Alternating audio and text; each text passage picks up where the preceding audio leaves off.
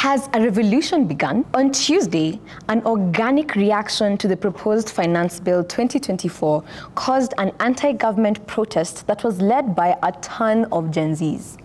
The digitally active generation with influence on social media platforms united with millennials to paint Nairobi's streets black. Unlike past protests, where the participants were thought to be delinquents and vandals at the call of political leaders, activists, and instigators, the Occupy Parliament move was different.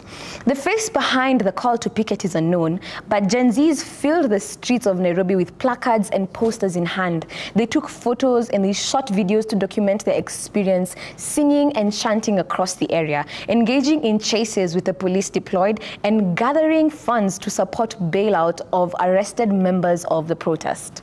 Going by a comment made by David Ndii that politics is a contact sport, digital activism, and I quote, is just wanking.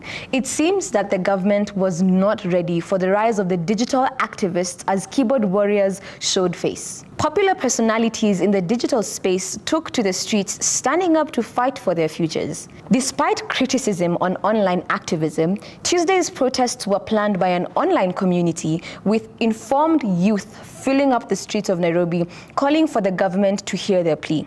The government made changes to the initially proposed bill, but Kenyans are relentless in calling for the entire bill to be abandoned. This certainly is a turn in the tide, as Mombasa Gen Zs are now joining the picket for the same cause. Additional posters are circulating on social media with calls for Nakuru, Laikipia, Nyeri, Kisumu, Machakos, and Meru youths to do the same. Will the government listen to the plea of its people?